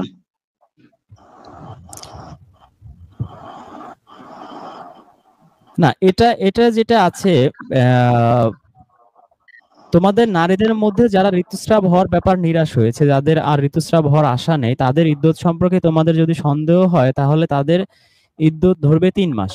বয়স না হয় যাদের ঋতুস্রাব হয় না তাদের তাই। এখানে আর বলছে গর্ভবতীদের ইদ্যত হলে তাদের সন্তান প্রসব করা পর্যন্ত। যে আল্লাহকে ভয় করে, আল্লাহ তার কাজ সহজ করে দেন। এখানে আকাশদা, আপনি একটা জিনিস খেয়াল করেছেন কিনা, যে বয়স না হয় এই কথাটা কিন্তু এই ফজলুর রহমান কিন্তু ব্র্যাকেটে লিখেছেন, আপনি কি খেয়াল করেছেন? আরবি টেক্সটে ওটা নাই, আরবি টেক্সটে নাই ওই এই শব্দটা। যে বয়স না হয়, বা এই যে তাইসিরুল কোরআন লিখেছে অল্প বয়স্ক হওয়ার কারণে, তো এই দুটো বিষয় কিন্তু আসলে আরবি টেক্সটে নাই। এটা কি আপনি ব্র্যাকেট দেখে বুঝতে পারছেন কিনা আমি ঠিক জানি না, আপনি যদি একটু ক্লিয়ার করতেন। না, জি, ওইটা তো মানে ওই ওই ওই ওই কথাটা শব্দটা আরবি টেক্সটে নাই, সেই জন্য ওটা হ্যাঁ, ব্র্যাকেট রাইট। তাদের আল্লাহ বলছেন বোধগম্য যাদের যাদের ইয়ে হয় না, অনেকের শারীরিক প্রবলেম হইতে পারে, মেডিকেলের অনেক সমস্যা হইতে পারে, তাই না? যে তার ইদ্যত হচ্ছে না, ফিজিক্যালি অনেকের সমস্যা হইতেই পারে নাকি? তো এই অবশ্যই। কারণে যদি হয়, আবার আমরা ওই যে নারীদের ওই যে মোনোপজ বা মেনোপেজিক, আমি শব্দটা ভুলে গেছি এক্স্যাক্টলি, এটা হলে তাদের ইদ্যত আর হয় না। তো এটা হতে পারে। তো আল্লাহ বলছে যদি এরকম কোন রোগের কারণে হোক বা এনি কাইন্ড অফ কোনো কারণে যদি তার এরকম হয়, তাহলে তার ক্ষেত্রে 3 মাস। কিন্তু এই অনুবাদকারীরা খুব সুকৌশলে লিখেছে যে বয়স না হয় বা যারা খুব অল্প বয়স্ক দিয়ে এটাকে একটা প্যাচগোছ মেরে দিচ্ছে। তো এটা তো আসলে, এটা আমি বলবো যে এই যে বয়স না হয় যাদের ইদ্যত হয় না, এই এই অধিকার তো এই অনুবাদকারীর নাই। জামিল ভাই আছে কি? না, না, কখনোই না। আল্লাহ যেটা বলছে সেটাই বলতে হবে। আসলে এইটাই হচ্ছে আচ্ছা, খুব হাওয়ার আসে, এটা একটু বিরক্তিকর। আসলে আমি হেডফোন লাগিয়ে কথা বলি তো, যার দরুন আমার একটু সমস্যা হয়, যদি একটা কাইন্ডলি করা যায়। সো এইখানে যে আমি যে যে বিষয়টা দেখলাম, এই মানে আপনাদের যারা অনুবাদ করেছেন কোরআনটাকে, সো ওনারা যে বিষয়টা এখানে লিখেছেন, দেখুন ব্র্যাকেটে লিখেছেন বা যেভাবেই লিখেছেন আর কি, মানে ওনারা যেটা তো আর কি বোঝাতে চেয়েছেন, এবার আল্লাহ কি বলেছে সেটা তো আপনি ভালো জানেন। সো এইখানে যে বিষয়টা, যে যে যাদের ইদ্যত এখনো শুরু হয়নি, আমি আমি আমি যেটা বুঝেছি, সেই সমস্ত মেয়েদের তালাকের বিষয়ে লেখা আছে। এবার যাদের ইদ্যত শুরু হয়নি সেই সমস্ত মেয়ে মেয়ে কত হবে, 7, 8, 9 বছর। যেমন আমি যদি এটাকে একটুখানি করি, কম্পেয়ার করি, হিন্দু ধর্মের পরাশর সংহিতার 7 নম্বর অধ্যায়ে সম্ভবত 7 নম্বর শ্লোকে একটা কথা লেখা আছে, যে যদি কোনো মেয়ের ইসের আগে, বিয়ের আগে ইদ্যত হয়ে যায়, মানে এই যে যে ঋতুস্রাব এটা চালু হয়ে যায়, তাহলে তার বাবা এবং ভাই ওই মেয়ের ঋতুস্রাব খেলে যে পরিমাণ পাপ হবে সেই পরিমাণ পাপ হবে, এবং তারা উভয়ই নরকে যাবে। মানে বিষয়টা বুঝতে পারছেন তো, মানে কোনো মেয়ের ঋতুস্রাব শুরু হওয়া যাবে না, তার আগেই তার বিয়ে দিতে হবে। হ্যাঁ, যদি সে বিয়েটা না দেয় তাহলে তার কি হচ্ছে, তার বাবা এবং ভাই দুজনেই নরকে যাবে। সো এই যে যে বিষয়টা, যে এইখানে যে বিষয়টা আমি দেখতে পাচ্ছি, যাদের ইদ্যত হয়নি, তাদের মানে যাদের এখনো ইদ্যত শুরু হয়নি, তাদেরকে তালাক দেওয়ার ব্যবস্থা বা তাদের যে ইদ্যতের যে ব্যবস্থা, এইটা কেন? মানে একটা যেহেতু এটা আপনারা বলছেন এটা আল্লাহর বাণী, তো আল্লাহ তো ভাই, উনি আপনি যেটা বললেন যে জ্ঞান বুদ্ধি হওয়া পর্যন্ত, তো যে মেয়ের ইদ্যত হয়নি সেই মেয়ের জ্ঞান বুদ্ধি কি করে হয়, এটা একটু এক্সপ্লেন করেন। আমি স্ক্রিনে একটা সূরা নিসা, এটা আমাদের অনুবাদটা এখনো আসেনি। এটা হচ্ছে ড্রাফট অবস্থায় আছে, এটা ওয়েবসাইটে আমরা কিছু কিছু পাবলিশ করছি। তো এখানে সূরা নিসায় আমি আপনাকে একটা আয়াত দেখাতে চাই, সেটা হচ্ছে 6 নম্বর আয়াত। তো এখানে আল্লাহ রাব্বুল আলামিন 6 নম্বর আয়াতে বলছেন যে, আর তোমরা ইয়াতীমদেরকে পরীক্ষা করো যতক্ষণ না তারা বিবাহের বয়সে পৌঁছে। তার মানে জামিল ভাই একটু আগে যে কথাটা বলেছেন যে আসলে এক্সাক্ট মানে এই এইজটা দেওয়া হয় নাই। মানে একটা 8 বছর না 20 বছর না 25 বছর, আসলে এক একজনের ম্যাচুরিটি এক এক সময় আসে। অনেক মেয়ে থাকে তাদের খুব অল্প বয়সে হয়, আবার অনেক মেয়ে আছে যে 20, 22, 25 বছর হলেও তার কিন্তু সেই ম্যাচুরিটিটা আসে না। এনিওয়ে, আল্লাহ এখানে যে কথাটা বলেছেন যে তোমরা ইয়াতীমদের পরীক্ষা করো যতক্ষণ না তারা বিবাহের বয়সে পৌঁছে, অর্থাৎ বিবাহযোগ্য হয়। সুতরাং যদি তোমরা তাদের মধ্যে বিচার বুদ্ধি বিবেকের পরিপক্কতার জ্ঞান দেখতে পাও, তবে তাদের ধন সম্পদ তাদেরকে ফিরিয়ে দাও। তো ধন সম্পদ তাদেরকে ফিরিয়ে দেবে কখন? যখন তাদের এই যে বিবাহের বয়সে পৌঁছবে। এটা বুঝবো কিভাবে? তাদের মধ্যে বিচার বুদ্ধি বিবেকের পরিপক্কতার জ্ঞান আমি দেখতে পাবো। ইয়াতিমদের ধন সম্পদ অপচয় করো না, তারা বড় হয়ে যাবে বলে তাদের ধন সম্পদ তাড়াতাড়ি খেয়ে শেষ করে ফেলো না। যে অভিভাবক ধনী সে যেন এতিমের সম্পদ খরচ করা থেকে বিরত থাকে, আর যে গরিব সে তার শ্রমের জন্য ন্যায্য পরিমাণ খেতে পারে। অতঃপর তোমরা যখন তাদেরকে তাদের সম্পদ ফিরিয়ে দেবে তখন সাক্ষী রেখো, আর জেনে রেখো হিসেব গ্রহণে আল্লাহই যথেষ্ট। তো আমরা এখানে শর্ট নোট আকারে দিয়ে দিচ্ছি যে বিবাহ ও পরিণত বয়সটা আসলে কখন হয়। 12 নম্বর সূরা ইউসুফের 22 নম্বর আয়াত, 24 নম্বর সূরার নূরের 59 নম্বর আয়াত, 28 নম্বর সূরার 14, 46 নম্বর সূরার 15, 2 নম্বর সূরার 282 এবং 4 নম্বর সূরার 21। মানে এই সূরারই 21 নম্বরও একটা রেফারেন্স আছে। তো আমার মনে হয় যে এই কয়টা আয়াত পড়লে, এবং আমি আপনাকে যেটা বললাম এই 6 নাম্বার আয়াতে যে জ্ঞান বুদ্ধি বিবেকের পরিপক্কতার সাথে বিবাহের বয়সের যে একটা কানেকশন আল্লাহ এই আয়াতে বলে দিয়েছেন, এই সব কটা আয়াত পড়লে আমার মনে হয় আকাশদা আপনি মোটামুটি একটা ক্লিয়ার কাট কনসেপ্ট পাবেন, মানে প্রচলিত যে এই যে সেই পুরান টাইপের হাদিসের বাইরে গিয়ে। আচ্ছা, সেটা বুঝতে পেরেছি, কিন্তু এই যে যে এটা কি মাক্কি সূরা না মাদানী সূরা? সূরা নিসা? না, এটা তো আল্লাহ কোরআনে লেখেন নাই কোথাও। আমি ঠিক এটা আমি আপনাকে এক্সাক্ট বলতে পারবো না, তবে আপনি হাদিস অনুযায়ী জানতে চাইলে সেটা বলতে পারবো মানে গুগল করে। এইটা কেন জিজ্ঞাসা করলাম, আচ্ছা এইটা কেন জিজ্ঞাসা করলাম যে কোরআনে এক জায়গায় লেখা রয়েছে তোমরা মদ তৈরি করো, মানে ফল থেকে, আঙ্গুর থেকে তোমরা মদ তৈরি করো। আবার সেই কোরআনের অন্য জায়গায় লেখা রয়েছে কি যে তোমরা এটাকে কি, মানে তোমরা মদ হচ্ছে কি শয়তানের খাবার, মানে হারাম বলা হয়নি, বা মদ হচ্ছে কি শয়তান এটা কি খায়, বা মানে এটা কি আপনি একটু বলতে পারেন? আমি এক্সাক্ট ভুলে গেছি, শয়তানের কি যেন একটা বলা আছে। শয়তানের কাজ, মদ আর জুয়া হচ্ছে শয়তানের, শয়তানের কাজ আচ্ছা শয়তানের কাজ। তো বা এই যে ট্রাপ যে বলতে পারেন, আপনি মদের যে ট্রাপ বলতে বিষয়টা, পারেন। হ্যাঁ হ্যাঁ, তো আল্লাহ একবার বললো তোমরা মদ তৈরি করো, হ্যাঁ, তো আরেকবার বলছে কি যে তোমরা এইটা করো না। তাও তখন আমি বুঝতে পারলাম যে এটা আচ্ছা মানসুখ হয়ে আচ্ছা গেছে। মানসুখ, আকাশদা আপনি আপনি কি মানে অ্যাসার্টিভ সেন্টেন্স ইম্পারেটিভ সেন্টেন্স এই দুটো সেন্টেন্সের পার্থক্য বোঝেন কিনা? মানে একটা অ্যাসার্টিভ সেন্টেন্স কাকে বলে আর ইম্পারেটিভ সেন্টেন্স কাকে বলে? আপনি যে হ্যাঁ, আপনার কথা আমি বুঝতে পেরেছি, তবে অ্যাসার্টিভ সেন্টেন্স আর ইম্পারেটিভ সেন্টেন্স আসলে এইগুলো অনেক আগে পড়েছি, তো আমি আপাতত আমি মনে করতে পারছি না এই আচ্ছা, পার্থক্যটা। অ্যাসার্টিভ হচ্ছে বিবৃতিমূলক, যেমন রহিম স্কুলে যায়। আর ইম্পারেটিভ সেন্টেন্স হচ্ছে আদেশ উপদেশ অনুরোধ নিষেধ এই টাইপের যে অর্ডার গুলো দেওয়া হয় তাকে বলা হয় ইম্পারেটিভ সেন্টেন্স। যেমন ভাত খা, বই পড়, স্কুলে যা। তো এগুলো হচ্ছে ইম্পারেটিভ সেন্টেন্স। এনিওয়ে, আপনি যে আয়াতটার কথা বলছেন ওটা হচ্ছে আল্লাহ কিন্তু কোনো অর্ডার দেয় নাই, মানে বলে না যে তোমরা মদ বানাও বা তোমরা করো, ওই মূর্তি পূজা করো, অর্ডার দেয় নাই। আল্লাহ জাস্ট ওখানে বলতেছে যে দেখো একই গাছ থেকে, একই খেজুর গাছ থেকে তোমরা কেউ মদ বানাও আবার কেউ উত্তম খাবারও খাও। তো একই একই গাছ, কিন্তু তার মধ্যে থেকে মানুষ ভালোটাও নেয়। ওই যে বলে না যে কেউ দুধ বিক্রি করে মদ কিনে আর কেউ মদ বিক্রি করে দুধ কিনে। তো আল্লাহ ওইখানে কিন্তু অর্ডার না, ওটা কিন্তু ইম্পারেটিভ সেন্টেন্স না যে তোমরা কি করো, মদ অনেক ভালো জিনিস, মদ খাইতে থাকো। আল্লাহ ওইখানে যেটা বলছে, এর আগে এক ভাই এসেছিলেন, সেখানে আমরা প্রায় 1-1.5 ঘন্টা এই মদ নিয়ে আমরা প্রায় 1-1.5 ঘন্টাকে বলতে গেলে 2 ঘন্টার উপরে আমরা করেছিলাম। তো সেটা যদি আপনি দেখেন আমার মনে হয় আপনি উত্তরটা আরো সহজে পাবেন। বেসিক্যালি আল্লাহ কিন্তু ওখানে বলে নাই যে মদ ভালো জিনিস, মদ খাও, বা ওখানে বুঝতে পেরেছি আপনার কনসেপ্টটা। অর্ডার দেয় নাই। জি হ্যাঁ, জি জি। আপনার বিষয়টা আমি মেনে নিলাম, যে আপনি আপনি যে বিষয়টা বললেন এটা আমি মেনে নিলাম। তো আমার আমার যেটা হচ্ছে যে মানসুকের যে বিষয়টা, এটা কি কোরআনে আছে নাকি মানে কোন আয়াত যে এটা রহিত এটা হয়ে যায় এটা এরকম এটা বিষয় থেকে এটা আছে? হচ্ছে মোল্লাদের সেই হাদিসের কিতাবে আছে, আমি কুরআনে এরকম পাই নাই। মানে মানে কোরআনে আমি পাই যেটা নাই, হয়তো এসছে থাকতে ধারাবাহিক পারে, ভাবে, আমার মধ্যে পড়ে নাই। জি আচ্ছা, জি। আমি যেটা বলছি কোরআনে যেটা এসছে ধারাবাহিক ভাবে, এইটা একই আর কি, এটা কোনো ভিন্ন কিছু না, তাই তো? মানে আপনি যেটা বলছেন কোনো রহিত কোনো আয়াত নেই, কোনো মানসুখ কিছু না নেই, তাই তো?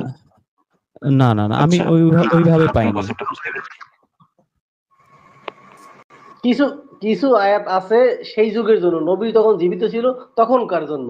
কিছু আছে তখনকার জন্য, কিছু আছে ইতিহাস, কিছু আছে গবেষণা, কিছু আছে না না, বর্তমান নবীর আমাদের। নবীর জন্য জামিল ভাই, নবীর জন্য বলছেন কেন? এখানে ফেরাউনকে, ফেরাউনের স্টোরি আল্লাহ কতবার বলেছে। ইভেন এই যে একটু আগে আমরা ইউসুফের কাহিনী বললাম, এটা কি আমার যুগের কাহিনী? বা আদমের না কাহিনী যেটা বলছে, নূহের কাহিনী বলছে, ইব্রাহিমের কাহিনী বলছে, এগুলো তো সবই পাস্ট টেন্সে আল্লাহ বলতেছে, প্রিভিয়াস হ্যাঁ, কাহিনীগুলো আমাদের শোনাচ্ছে। শোনা যাতে আছে। করে এই স্টোরি গুলো শুনে আমরা এখান থেকে একটু আগে অসীমদা আপনি শুনেছেন নিশ্চয়ই, আমরা ইউসুফ সূরার একটা বেসিক জিনিস নিয়ে, আমরা বেসিক টিচিং নিয়ে আমরা দুজন আলোচনা করছিলাম, যে আসলে জি, ইউসুফ হ্যাঁ সূরার মধ্যে আছে কি আর মোল্লারা বানিয়েছে কি, ইউসুফ জুলেখার প্রেম কাহিনী বানিয়েছে, অথচ সূরার মধ্যে আল্লাহ বলেছে যে সে প্রেমেরটাকে সাড়া দেওয়ার চেয়ে কারাবরণ করাটাকে বেশি মানে সম্মানজনক মনে করে সে কারাগারে চলে গেছে, কিন্তু প্রেমের ডাকে সে সাড়া দেয়নি। কিন্তু মোল্লারা হাদিসের মাধ্যমে বানিয়েছে যে যে জীবনে দাড়ি একবারও কাটবে না, তার বিয়ে সে সে হাসরের মাঠে সে ইউসুফ জুলেখার বিয়ের দাওয়াত পাবে। তো আপনি কি বুঝলেন? কুরআন বুঝাইলো কি আর আমাদের মোল্লারা বুঝাইলো কি? তো পৃথিবীতে তো আসলে মোল্লাদের ইসলাম চলে, আল্লাহর ইসলাম তো চলে না ভাই। আরো আরো অসংখ্য জায়গায় দেখুন, আমার কাছে যেটা মনে হয়েছে, আপনাদের কাছে এটার ব্যাখ্যা নিশ্চয়ই আছে, তবে আরেকটা আমি লাস্ট জিনিস বলি, আমার অসংখ্য জায়গায় অসঙ্গতি মনে হয়েছে। যেমন বৈজ্ঞানিক কিছু ক্ষেত্রে, যেমন মানে পৃথিবী, ওইদিকে আমি যাচ্ছি না, পৃথিবীর যে বিষয়টা। হ্যাঁ, তবে আমি লাস্ট একটা জিনিস বলতে চাই, সেটা হচ্ছে কি, যে এই যে কাফেরদের যেখানে পাও হত্যা করো, হ্যাঁ, বা ধরুন যেটা আর কি মোল্লার এখনো প্র্যাকটিস করে, তো এই না জিনিসটা তাহলে মানে তাহলে কেমন? তাহলে অসীম দা, আপনি আপনি আপনি আপনি নিজে আপনি একটু আগে আমাকে গীতা পড়ার কথা বলেছিলেন বা দর্শকদের বলেছিলেন, তো ওখানেও তো শ্রীকৃষ্ণ ওই যে যুদ্ধের মধ্যে অনেক কথা বলেছে, পরামর্শ দিয়েছে এই স্টাইলে করবা, তো ওটা কি আসলে এ, এটা কি ইন জেনারেল নাকি একটা ব্যাটেল ফিল্ড বা একটা কোনো গ্রাউন্ডের স্পেশাল কোনো কথা ওখানে বলা হচ্ছে এই যে গীতার মধ্যে যে স্টোরি গুলো বলা? এইটা তো ব্যাটেল ফিল্ডে বসে গীতা বলা, গীতা সম্পূর্ণটা ব্যাটেল আচ্ছা, ফিল্ডে দাঁড়িয়েই বলা। আপনি যেই মানে যেই গীতা তো কাফেরদের বা কনসেপ্টটা, মুশরিকদের যেটা বলেছেন ওটাও একই। আপনি যদি এর আগে পরের আয়াতগুলো পড়েন, আমি শিওর যে আপনি যথেষ্ট ইন্টেলিজেন্ট মানুষ, আপনি বুঝতে পারবেন যে ওখানে একটা গ্রাউন্ডে একটা কনটেক্সটে আল্লাহ কথা বলছে, তাই না? এবং একই ভাবে এই যে তালাক সূরা বলেন, এর দুই একটা সূরা আগে পরে গেলে, আমার এক্সাক্ট সূরাটার নাম মনে নয়, ওখানে আল্লাহ বলছে যে ইহুদি খ্রিস্টান কারোর সাথে তোমাদের যুদ্ধ করার কোনো পারমিশন না, যারা তোমাদের ক্ষতি না করছে তাদেরকে সাথে যুদ্ধ করার বা ক্ষতি করার কোনো অনুমতি কিন্তু আল্লাহ তোমাদের দেয়নি। এই টাইপের একটা আয়াত আছে, আমি আয়াতটা এক্স্যাক্টলি ভুলে গেছি, আপনি বললে আমি হয়তো কালেক্ট করে আপনাকে আমি দিতে পারবো। সুতরাং যুদ্ধ না সেটা করা দিতে ফরজ হবে না, করা হয়েছে মানে শুধুমাত্র কাফেরদের যারা বন্ধু তোমাদের উপর বিষয়ে কি কি আক্রমণ লেখা? করছে, ওই একই সেম আচ্ছা, কথা। কোনো হিন্দুকে আপনি কাফেরদের না, বন্ধু বানাতে পারেন? আল্লাহ আল্লাহ রাব্বুল আলামিন সূরা হুজুরাতের 13 নম্বর আয়াতটা যদি আমি আপনাকে একটু দেখাই, যদি আপনি একটু সময় দেন, আপনি চমকে যাবেন। এখানে আল্লাহ মানে আল্লাহ রাব্বুল আলামিন বলতেছে, এটা হচ্ছে আপনার 49 নাম্বার সূরার 13 নম্বর আয়াতে।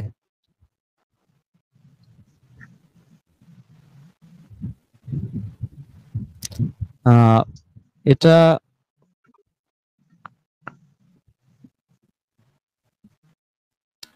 এটা কি এলো? হ্যাঁ, এসেছে। দেখুন আল্লাহ বলতেছে যে হে মানুষ, এখানে কিন্তু প্লুরালে আর কি, ইয়া আইয়ুহান নাসু মানে হে পৃথিবীর মানুষ আর কি, আমি তোমাদেরকে এক পুরুষ ও এক নারী থেকে সৃষ্টি করেছি এবং তোমাদেরকে বিভিন্ন জাতি ও গোষ্ঠীতে বিভক্ত করেছি।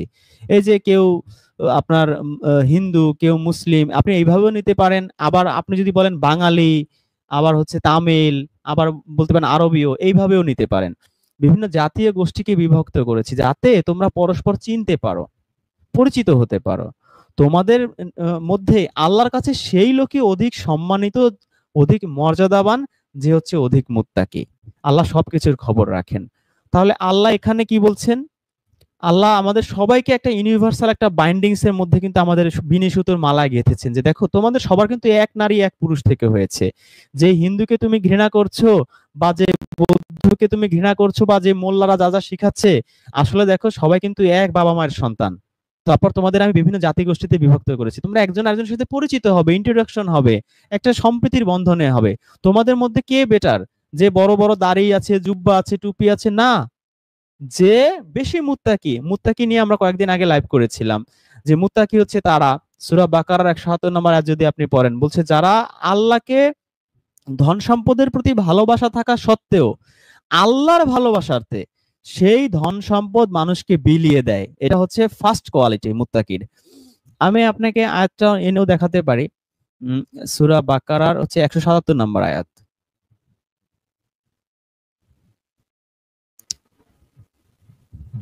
এই যে বলা হচ্ছে যে আল্লাহর ভালোবাসাতে ধন সম্পদ দিয়ে দেয় কাদের? ইয়াতিমকে, মিসকিনকে, মুসাফিরকে। এখানে কিন্তু কোনো রিলিজিয়াস ফ্যাক্ট নাই যে ইয়াতিম মুসলিম ইয়াতিম হইতে হবে বা মুসলিম মিসকিন হইতে হবে, এখানে কোনো টাচ নাই। এখানে শুধু বলছে ইয়াতিম, মিসকিন, একেবারে মানে ইউনিভার্সাল কথা। মুসাফির আর হচ্ছে কি সাহায্য প্রার্থী, ভিক্ষুক আর কি।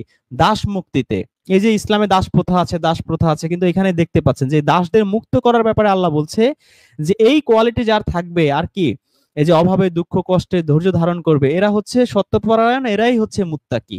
তাহলে মুত্তাকিদের কোয়ালিটি আপনি পাইলেন যে এই কোয়ালিটি যার মধ্যে আছে সে হচ্ছে মুত্তাকি। তো তোমাদের মধ্যে সবচেয়ে রেসপেক্টফুল আল্লাহর চোখে হচ্ছে কি, যে বড় দাড়ি আছে, বড় টুপি আছে, যে মুফতি, যে মাওলানা, সে নাকি যার এই কোয়ালিটি গুলো আছে? ভাই আপনি নিজের চোখে দেখতেছেন। এটা হচ্ছে ভাই আমরা রিয়েল ইসলাম তো আমরা এরকম দেখতে পাই কোরআনে, কিন্তু মোল্লাদের ইসলামে তো আমরা এগুলো খুঁজে পাই না। মোল্লাদের ইসলামে তো একটু আগে শুনলেন, দাড়িতে জীবনে পোজ দিবেন না, আপনি ইউসুফ জুলেখার বিয়ের দাওয়াত খাবেন। এই হচ্ছে মোল্লা। আহ জামিল ভাই যদি আপনি কিছু আপনি জামিল ভাই যদি কিছু বলতে চান। না ঠিক আছে, সেইটাই যে আমাদের আল্লাহর যে ইসলাম, আল্লাহর যে বিধান ব্যবস্থা, আল্লাহর যে দিন, সেইটা এবং আর মোল্লাদের যে বিধান ব্যবস্থা সৃষ্টি করছে, আকাশ পাতাল পার্থক্য। প্রত্যেকটা নবীর নামে বানাইছে, প্রত্যেকটা নবীর মৃত্যুর 200-300 বছর পরে তার নামে যে অমুক থেকে তমুক তমুক থেকে করিয়া এগুলা রসুল বলে গেছেন। একটা শব্দ নাই রসুলের যে আমি মোহাম্মদ বললাম দাঁড়িয়ে রাখো, আমি মোহাম্মদ বললাম লাউ খাও, আমি মোহাম্মদ বললাম টুপি মাথায় দাও, এরকম কোনো শব্দ নাই যে আমি মোহাম্মদ বললাম। রসুল বলে গেছেন এই বলে গেছেন তো এটা আমাদের খাইছে যে বলে গেছেন। রসুল বলছে না বলছে তার গ্যারান্টি কি? রসুল তো বলছে কোরআন, রসুল প্রচার করছে কোরআন, রসুল আল্লাহ দিচ্ছে কোরআন। রসুল তো কোরআনের বাইরে একটা শব্দ, একটা কথাও বলতে পারে না। এই রসুলকে আল্লাহ ধমকি দিচ্ছে যে তুমি কোরআনের বাইরে একটা শব্দ বলে, একটা কথা বললে তোমার আমি হাতে পেতে তোমার কণ্ঠে কাটতে দেবো। সেই রসুল কোরআনের বাইরে কিছু বলতে পারে? কখনই সম্ভব না। রসুল বানানো কথা, বানোয়াট কথা মোল্লারা আমাদের উপর চাপাই দিয়েছে। এগুলো কোশ্চিন কালে যেগুলো রসুল নিজে বলছে এগুলো মানা যাবে না। ওই ওই বানোয়াট কথা বলতে, ওই বানোয়াট হাদিস রসুল নিজে মুখে বলছে মানা যাবে না।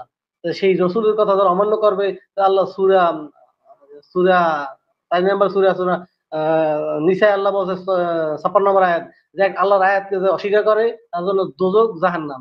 একটা আয়াতকে যদি অস্বীকার করে, অমান্য করে, তার জন্য জাহান্নাম, তার গোশত চামড়া পোড়াইবে জ্বালাইবে। এই আল্লাহর রসুলের কথাগুলা যে কোরআনে বলছে যে কোনো হাদিস মানা যাবে না, যদি কেউ অস্বীকার করে আর গোশত চামড়া পোড়াইবে এবং জ্বালাইবে, আল্লাহ রসুলের কথা। যে কোনো হাদিস মানা যাবে না, ইমান আনা যাবে না, কোনো হাদিসের প্রতি ইমানই আনা যাবে না। আল্লাহ রসুল বলছে যে কোনো হাদিসে বিশ্বাস করাই তো যাবে না, মানা তো দূরের কথা। যেহেতু রসুলের কথা এই কথা যদি অস্বীকার করে, তার কিয়ামতের দিন তার চামড়া গোস্ত সহ আল্লাহ পোড়াইবে আবার জ্বালাইবে, শাস্তি যেন ভোগ করতে পারে। জি রিজান ভাই। আচ্ছা, অসীম দা আরেকটা কথা বলেছেন যে কাফেরদের, ইহুদি খ্রিস্টান সম্পর্কে কোরআন কি বলে। আমি ভাইকে আরেকটা আয়াত দেখাতে চাই। সেটা হচ্ছে সূরা মায়দার 48 আয়াতে। এই 48 আয়াতের আগে আল্লাহ ইহুদিদের কথা বলেছেন যে 45 আয়াত যদি আপনারা পড়েন, আল্লাহ বলছেন যে আমি তোমাদের জন্য তাতে বিধান দিয়েছিলাম, জানের বদলে জান, চোখের বদলে চোখ, নাকের বদলে নাক, কানের বদলে কান, দাঁতের বদলে দাঁত, আর জখমের বদলে অনুরূপ জখম। কেউ ক্ষমা করে দিলে তাতে তারই পাপ মোচন হবে। এটা হচ্ছে সিস্টেম। তারপর যদি কেউ মাফ করে দেয়, কি হবে? তার যে পাপ করেছে সে পাপটা মোচন করে দেবে আল্লাহ। মানে এটা সে একটা বেনিফিট পাইলো। আপনাকে একজন চোখ কানা করে দিছে ঘুষি মেরে, আপনি তার চোখ কানা করার এই সুবিধাটা আপনাকে আল্লাহ দিয়েছে যে তুমি এখন ওর চোখ কানা করতে পারো, এর প্রতিশোধ তুমি নিতে পারো। এই প্রতিশোধের বিধান আল্লাহ দিয়েছেন। দিয়ে আবার আল্লাহ বলেছেন যদি তারপর তুমি তাকে ক্ষমা করে দাও, প্রতিশোধ না নাও, এতে তোমার কি লাভ হবে? তোমার কিন্তু পাপ বান্দা আমি মোচন করে মুছে দেব। এরপর আল্লাহ বলছেন যে আল্লাহ যা নাজিল করেছেন সে অনুযায়ী যারা বিচার ফয়সালা করে না তারা হচ্ছে জালেম। তো আল্লাহ কি নাজিল করেছেন? এর আগের একটাতে বলা হচ্ছে যে নিশ্চয়ই আমি তাওরাত নাজিল করেছিলাম, যাতে হিদায়াত ছিল এবং নূর ছিল, আলো ছিল, আল্লাহর অনুগত নবীগণ তদানুযায়ী ইহুদিদেরকে আদেশ করত। তাহলে যত ইহুদি সবার জন্য ছিল এই তাওরাত কিতাব। গতকালকে একজন আসছিল মহাপণ্ডিত, সে বলে এই ইহুদিদের তাওরাত না, কিতাবের নামই নাই, শুধু কিতাব, নাম নাই কোনো। যাই হোক, তো আমি তাওরাত কিতাব নাজিল করেছিলাম এই যে অনুগত নবীগণ, ওই মুসার পরে যত নবী আসছে ঈসার আগ পর্যন্ত সবাই, ইভেন ঈসা নবীকে আল্লাহ বলছে তাকে আমি তাওরাত ও ইনজিল শিখিয়েছিলাম, সূরা আল ইমরান 48 আয়াতে। তো এরা এই যে অনুগত নবীরা না, শুধু ইহুদিদেরকে আদেশ করতো আল্লাহওয়ালাগণ, তারাও এই একই অ্যাকর্ডিং টু সেই তাওরাত অনুযায়ী তারা চলতো, এই লাহুয়াল হাদিসের কোনো বেল নাই। তারা যেগুলো বানিয়েছে সে মিসনা, মিদ্রাজ, নবীম, কেতুবিম, তালমুদ, এগুলোর কোনো বেল নাই, সবাই একই কাজ করতো। এই শুধু তাওরাত দিয়েই তারা মানুষকে আদেশ দিত, এই অনুযায়ী চলতো আল্লাহওয়ালাগণ এবং আলেমগণ। তাদের যে ইহুদিদের যে আলেম ছিল তারাও একই কাজ করত। কারণ এই যে তাদেরকে এই কিতাবুল্লাহর সংরক্ষণের আদেশ দেয়া হয়েছিল যে তোমরা আল্লাহর এই কিতাব, এই তাওরাতকে তোমরা সংরক্ষণ করবা, হেফাজত করবা, এটা অনুযায়ী চলবা। অতএব হে ইহুদি আলেমগণ, তোমরা মানুষকে ভয় করো না, বরং আমাকে ভয় করো, আর আমার বিধানসমূহের বিনিময়ে দুনিয়ার সামান্য বস্তু গ্রহণ করো না। এই যে বিধান চেঞ্জ করে দিয়ে মোল্লারা টাকা পয়সা নেয়, ফতোয়া চেঞ্জ করে দেয়, হিল্লা বিয়ে বানিয়ে দেয়, কত কিছু তো ছিল আগে, আপনারা জানেন। তো ইহুদিদের সেই আলেমদেরকে আল্লাহ এই কোরআনের মাধ্যমেই বলছেন যে ওই রকম কাজ তোমরা কইরো না। আর যে ব্যক্তি আল্লাহর অবতারিত বিধান অনুযায়ী বিচার করে না, এরা হচ্ছে কাফের। সুতরাং এই তাওরাত অনুযায়ী যে বিচার করবে না সে হচ্ছে কাফের। 45 আয়াতে বলছে তারা হচ্ছে জালেম। 46 আয়াতে আল্লাহ বলছেন ঈসার কথা। ঈসাকে আল্লাহ দিয়েছেন ইনজিল, যে আমি তাকে দিয়েছিলাম ইনজিল, এতে রয়েছে হেদায়েত ও নূর। এই যে কোরআনে আমরা বলি না কোরআনে আছে হেদায়েত আর নূর, আল্লাহ কিন্তু এখানে বলছেন ইনজিলেও তাই ছিল, হেদায়েতও ছিল, নূরও ছিল, আলো ছিল, তাওরাতেও তাই ছিল। তো আমরা তো এই যে কিতাবে, আল্লাহর কিতাবের মধ্যে আমরা নূর খুঁজি না, হেদায়েত খুঁজি না, আমরা খুঁজি কোথায়? নূরের নবী দরকার, নূরের নবী মুস্তফায় রাস্তা দিয়ে হাইটা যায়। তো এই নূরের নবী পূজা শুরু করেই তো আমরা পথভ্রষ্ট হই। কিতাবের মধ্যে যে আল্লাহ নূর দিছে, সেই নূর আমাদের মতো অন্ধ কপাল পরাদের চোখে পড়ে না। যাই হোক, তো আল্লাহ বলছেন যে ইনজিল দিয়েছিলাম, এতে রয়েছিল কি? হেদায়েত ও নূর, তার সাথে আর তা ছিল তার সামনে অবশিষ্ট তাওরাতের সত্যতা প্রত্যাপনকারী। সামনে যেই তাওরাত ছিল সেটাকেও বলছে না, ঈসা বলছে যে এটাও কারেক্ট, এটা আল্লাহর পক্ষ থেকে আসছে, এবং মুত্তাকিদের জন্য হেদায়েত ও উপদেশ। আবার সেই মুত্তাকি টার্মসটা আমরা পেলাম। 47 আয়াতে আল্লাহ বলছে এই ইনজিল অনুযায়ী যারা এই বিচার ফয়সালা করে না তারা হচ্ছে ফাসেক। তাহলে এই তাওরাত ইনজিল অনুযায়ী যারা বিচার করে না তারা কাফের, তারা ফাসেক, তারা জালেম। তাহলে এখন কি করতে হবে? এখন কি আমরা তাওরাত যারা অনুসরণ করে, ইনজিল যারা অনুসরণ করে তাদেরকে শত্রু ঘোষণা করে তাদের সাথে মারামারি শুরু করব? না।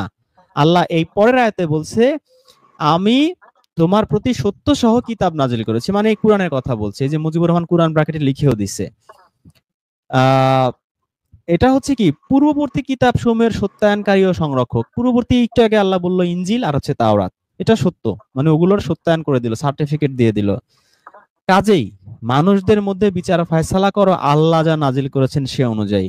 সুতরাং আল্লাহ নাজিল করছে এই কোরআন, সে অনুযায়ী করতে হবে। অনেকে বলে না না না না না, রাসূল নিজের মন গড়া অনেক ভাবে করছে, সেগুলো হাদিসে কিতাবে পাবেন। কোরআনে আছে যারা ব্যভিচার করবে 100 বেত্রাঘাত, রাসূল বলছে না, পাথর মেরে হত্যা করতে হবে যদি সে বিবাহিত হয়। এই যে রাসূল মন গড়া একটা বলে দিছে, এটা রাসূল করতে পারে না, তাহলে সে নিজেই কাফের, সে জালেম, সে ফাসিক হয়ে যাবে। কিন্তু মোল্লারা এই বাটপারিটা, এই ধোঁকাবাজিটা, এই প্রতারণাটা করছে বা করে নবীর নামে চালিয়ে দিয়েছে।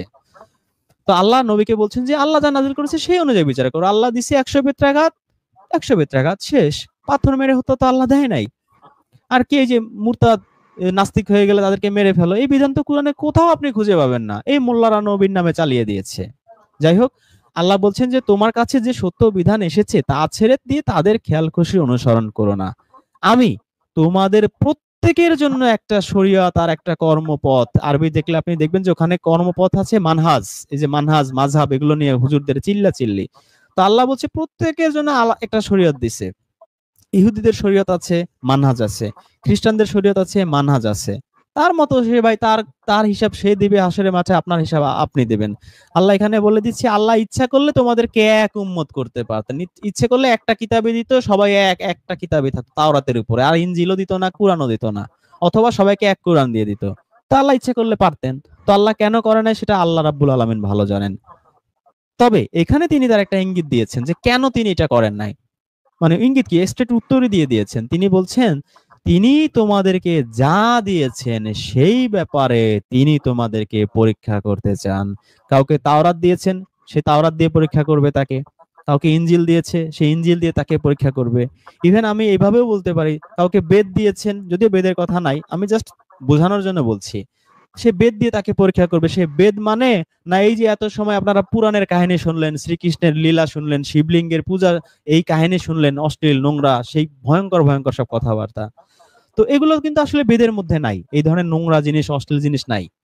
যাই হোক, তাহলে এই যে যাদের আলাদা আলাদা দিয়েছেন, এগুলো কেন দিয়েছেন? যাতে তিনি তোমাদেরকে পরীক্ষা করতে, তিনি তোমাদের পরীক্ষা করতে চান।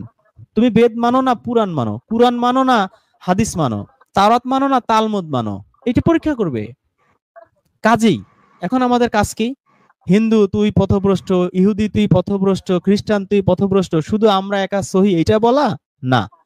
আল্লাহ এখানে বলে দিয়েছেন তোমরা সৎ কাজে প্রতিযোগিতা করো।